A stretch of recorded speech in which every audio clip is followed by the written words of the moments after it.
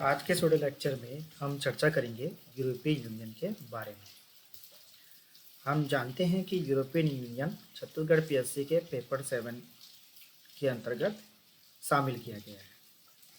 तो इसी के विषय में आज हम विस्तृत रूप से चर्चा करेंगे। इस यूरोपियन यूनियन के जो वीडियो लेक्चर है उसे 4 भागों में बांटा गया है। आज हम इसके पहले भाग पर चर्चा करेंगे।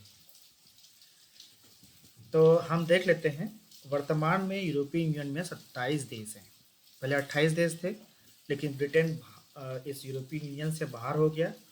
उसे हम ब्रेग्जिट के नाम से भी जानते हैं। जब ब्रिटेन इस पे बाहर होने के लिए समझौता कर रहा था यूरोपीय यूनियन के साथ, तो एक प्रक्रिया चली थी, उसका नाम ब्रेग्जिट, उसे ब्रेग्जिट नाम दिया गया था क्योंकि ब्रिटेन यूरोपीय यूनियन से बाहर हो रहा था।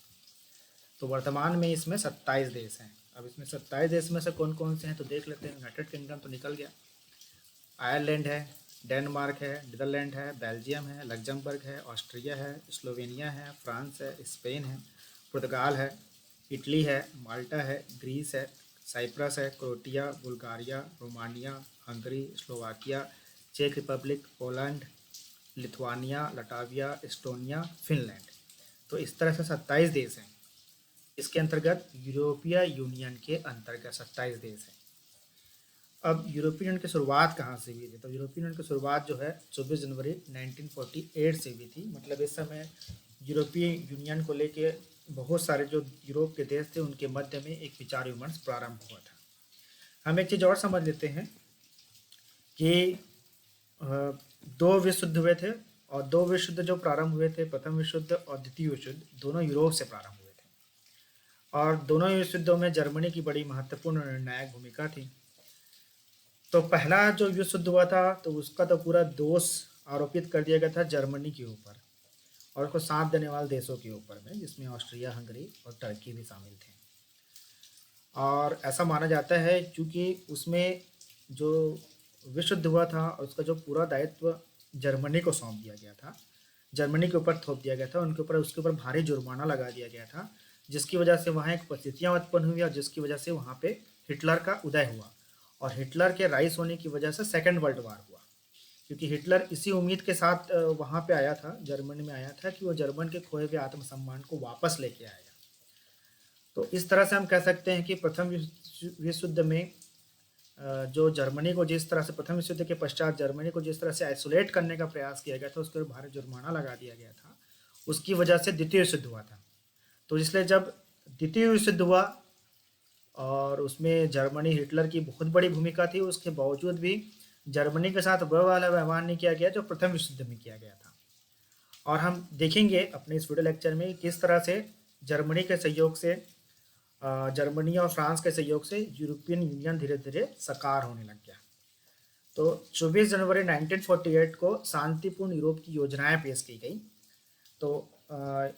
तो इसके लिए सबसे पहले क्या हुआ था कि जो यूरोपीय संघ के संघवादियों ने 1948 में हेग में इस उम्मीद के साथ एक सम्मेलन किया कि एक यूरोपीय संविधान बना लिया जाएगा, लेकिन ब्रिटेन ने संघवाद के इस विचार को नकार दिया, जिसके फलस्वरूप यूरोपीय परिषद का जन्म हुआ। यह कोई बहुत ताकतवर नहीं थी और इस यूरोप में मानवाधिकार की जिम्मेदारी सौंपी गई। मतलब 24 जनवरी 1948 को यूरोपियन यूनियन तो पैदा नहीं हो पाया, लेकिन यूरोपीय परिषद नाम का एक छोटी सी ताकतवर संस्था पैदा हुई। फिर हम देखते हैं कि 1949 में क्या हुआ। 1949 में नेटो का जन्म हुआ। अब नेटो क्या होता है?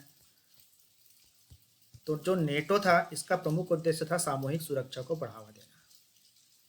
एक शब्द आता है जिसका नाम है सामूहिक सुरक्षा। तो सामूहिक सुरक्षा का मतलब क्या होता है कि जैसे यूरोप के बहुत सारे देशों, जो देश थे वो नेटो के मेंबर बन गए, और नेटो को लीड कौन कर रहा था? नेटो को लीड कर रहा था यूएसए, लीड कर रहा था। तो अब ऐसा हो, अब मान लो नेटो के किसी सदस्य के ऊपर अगर हमला होगा तो उसे पूरा नेटो के ऊपर हमला माना जाएगा, और जो भी देश नेटो के ऊपर हमला करेगा उसके ऊपर नेटो के पूरे सदस्य देश आपस में मिलकर हमला करेंगे। तो इस कॉन्सेप्ट को कहा जाता है सामूहिक सुरक्षा। और यह सामूहिक सुरक्षा का जो कॉन्सेप्ट था सेकेंड वर्ल्ड वार के बाद आया। उसका कारण ये था कि सेकेंड वर्ल्ड वार के बाद जो दुनिया जो है दो भागों में बढ़ गई। एक का लीड कर रहा था यूएसए, और दूसरे जो ग्रुप था उसका जो लीड कर रहा था वो था यूएसएसआर, और दोनों के मध्य वैचारिक विभिन्नताएं थी।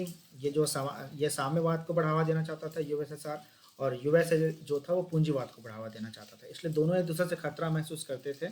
तो यूएस ने अपने आप को सुरक्षित करने के लिए और साथ में यूरोप में साम्यवाद के फैलाव को रोकने के लिए, पश्चिमी यूरोप में खासकर, उसने क्या किया था कि नेटो नामक संस्था को बनाया था। और यूएसएसआर ने जो है इसके अगेंस्ट में एक और संगठन बनाया था, जिसे हम जिसे हम वारसा के नाम से जानते हैं। तो इस तरह से दो दो संगठन हमें नज़र आते हैं सेकेंड वर्ल्ड वॉर के बाद में। तो जो पश्चिमी यूरोप के जो मैक्सिमम जो 10 पश्चिमी यूरोपीय देश थे, वो क्या बन गए, नेटो के सदस्य देश बन गए। और तो ये नेटो के सदस्य देश बनने में जो 10 पश्चिमी यूरोप के देश जो शामिल हुए थे, वही कालांतर में क्या होता है कि उसके लिए भी प्रयास करते हैं कि वो एक तरह से यूनिफाइड यूरोपियन यूनियन बना सके। तो इस तरह से 1949 में नेटो का जन्म हुआ। अमेरिका ने यूरोप के एकीकरण को अपना समर्थन तो दिया, लेकिन इस मामले में कुछ ठोस प्रगति नहीं हो पाई।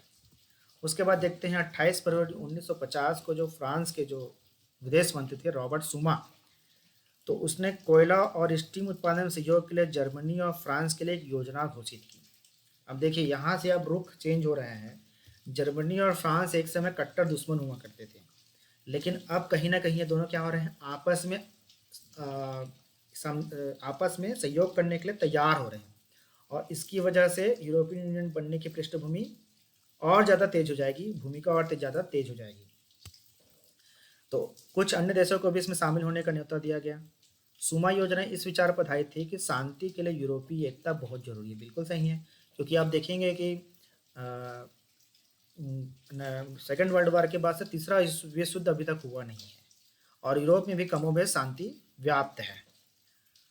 हालांकि उसने कोल्ड वॉर का दौर भी देखा, फिर भी हम मान सकते हैं कि सुमा इस बारे में बिल्कुल सही थे कि शांति यूरोप में तभी स्थापित हो सकता है जब तक कि क्या हो, यूरोपीय एकता शामिल हो, एकता हो, तभी तक क्या होगा, यूरोप में शांति हो सकता है। तो इस बारे में बिल्कुल सुमा बिल्कुल सही थे। तो रॉबर्ट सुमा ने कहा कि उत्पादन में सहयोग से फ्रांस और जर्मनी के बीच सहयोग और दोस्ती की नई शुरुआत होगी। दोनों युद्ध से परे हटकर शांति के बारे में सोचना शुरू करेंगे। बिल्कुल सही। जैसे प्रथम विश्व युद्ध हुआ तो फ्रांस ने विजय हासिल की, जर्मनी हार गया। तो फ्रांस जो कि जर्मनी को अपना शत्रु मानता था, तो उसने पूरा कोशिश किया प्रथम विश्व युद्ध के पश्चात कि जर्मनी पूरी तरह से क्या हो जाए, एक ऐसी अवस्था में आ जाए कि वो फ्रांस के लिए खतरा ना बने। फिर बाद में क्या हुआ कि जर्मनी फिर से एक बड़ी शक्ति के रूप में उभरा और फिर से बड़ी शक्ति में उभरने के बाद क्या हुआ कि जर्मनी और फ्रांस का फिर से झगड़ा प्रारंभ हो गया। और वो क्या क्या हुआ, जो हिटलर ने बहुत समय तक फ्रांस पे कब्जा भी कर लिया। तो इस तरह से फ्रांस और जर्मनी कट्टर दुश्मन थे, लेकिन सुमा को लगा कि भैया कट्टर दुश्मनी को हमको समाप्त करना पड़ेगा और हमें सहयोग के लिए आगे आना पड़ेगा। उसके बाद 28 फरवरी 1951 को पेरिस की संधि हुई और पेरिस की संधि ने यूरोपीय कोयला और स्टील संगठन का गठन हुआ। यह महत्वपूर्ण पड़ाव है। यूरोपियन यूनियन बनने का सबसे महत्वपूर्ण पड़ाव जो है, यूरोपीय कोयला और स्टील संगठन की स्थापना से चालू होता है। और इसमें कितने देश शामिल थे? इसमें 6 देश शामिल थे। एक था फ्रांस, दूसरा जर्मनी, दूसरा बेल्जियम, तीसरा नीदरलैंड, चौथा लग्जमबर्ग और इटली। इसने हस्ताक्षर किए। कोयला और स्टील उद्योगों की देखभाल के लिए एक उच्च दर्जे का प्राधिकरण बनाया गया। इस प्राधिकरण के अधिकारों को संतुलित करने के लिए जर्मनी के समर्थन से नीदरलैंड ने एक मंत्रिपरिषद के गठन पर भी जोर दिया, जिसमें सदस्य देशों के मंत्री शामिल किए जाए। तो इस तरह से अब यूरोपीय यूनियन का जो एक स्वरूप था वो कहीं ना कहीं उभरने लग गया था। तो इस पर क्वेश्चन पूछा जा सकता है कि यूरोपीय कोयला और स्टील संगठन की क्या भूमिका थी यूरोपीय यूनियन के निर्माण की। तो हम बता सकते हैं। अब 29 फरवरी 1952 को यूरोपीय कोयला और स्टील संगठन ने काम करना शुरू किया और इस संगठन ने फ्रांस के स्टील उद्योग को जर्मनी से कोयला देने की गारंटी सुनिश्चित की। इसने बेल्जियम और इटली की कोयला खानों में सुधार के लिए धन भी मुहैया कराने का प्रावधान किया। जर्मनी इस पर सहमत हो गया कि उसने अंतर्राष्ट्रीय समुदाय में सम्मान हासिल करने के लिए इस स्टील उत्पादकों के संगठन को भी भंग कर दिया।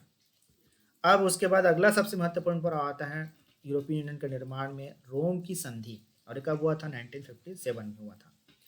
यूरोपीय संघ का एक यूरोपीय आर्थिक समुदाय बनाने की दिशा में रोम संधि को एक महत्वपूर्ण पड़ाव माना जाता है। तो जो यूरोपीय कोयला और स्टील संगठन के जो 6 सदस्य देश थे, उन्होंने रोम संधि पर हस्ताक्षर किए, जिसके बाद यूरोपीय साझा बाजार वजूद में आया और साथ ही यूरोपीय परमाणु ऊर्जा संगठन भी बना। अब यूरोपीय साझा बाजार का क्या मतलब होता है? जो 6 सदस्य देश हैं हमारे, अब 6 सदस्य देश में से कौन-कौन से थे हमारे? 6 सदस्य देश में हमारे फ्रांस था, जर्मनी, बेल्जियम, नीदरलैंड, लक्ज़मबर्ग और इटली। तो इनका एक समन्वित बाज़ार बन गया। अब इसमें क्या हुआ कि जो फ्रांस का व्यक्ति है अगर वो चाहे तो जर्मनी में जाके जॉब कर सकता था। जर्मनी का व्यक्ति अगर चाहे तो नीदरलैंड में जाके जॉब कर सकता था। और इन दोनों के मध्य में जब सामान का आदान-प्रदान होता था, इन देशों के मध्य में जब सामान का आदान-प्रदान होता था तो उस पे टैरिफ नहीं लगता था। तो इसकी वजह से क्या हो गया कि इनको एक बड़ा मार्केट मिल गया अपने सामानों के लिए। फ्रांस में जो उत्पादित वस्तु था वो आसानी से नीदरलैंड में बिक सकता था, लग्जमबर्ग में बिक सकता था। उसे बहुत कम टैरिफ लगाया जाता था, टैरिफ लगाया ही नहीं जाता था, जिसकी वजह से फ्रांस और नीदरलैंड के सामानों के मध्य में कोई बहुत ज़्यादा फ्रांस और नीदरलैंड के सामान जो उत्पादित होते थे उनके दरों में बहुत ज़्यादा अंतर नहीं होता था। तो इस तरह से एक साझा बाजार उपलब्ध हुआ। तो इसकी साझा बाजार की वजह से क्या हुआ, वस्तु और सेवाओं का बेरोक क्या हो गया, एक बड़े लेवल पर इनका क्या होने लगा, मार्केट तैयार हो गया जहाँ पे किसी भी प्रकार का रोक टोक नहीं होता था वस्तु सेवा और मजदूरों को लेकर। तो इस तरह से दो चीजें हुई रोम की संधि के द्वारा, एक यूरोपीय साझा बाजार बना और दूसरा होगा यूरोपीय परमाणु ऊर्जा संगठन बना, जिसे यूरोटॉम के नाम से भी जानते हैं। तो इस तरह से आज के वीडियो लेक्चर में हमने देखा कि किस तरह से यूरोपीय यूनियन का कॉन्सेप्ट बनना चालू हुआ। हमने आज के वीडियो लेक्चर में रोम संधि तक की पढ़ाई कर ली है। अब अगले वीडियो लेक्चर में हम इसके बाद के घटनाक्रम और इसके बाद के टाइम लाइन पर ध्यान देंगे। तो आज के वीडियो लेक्चर में इतना ही।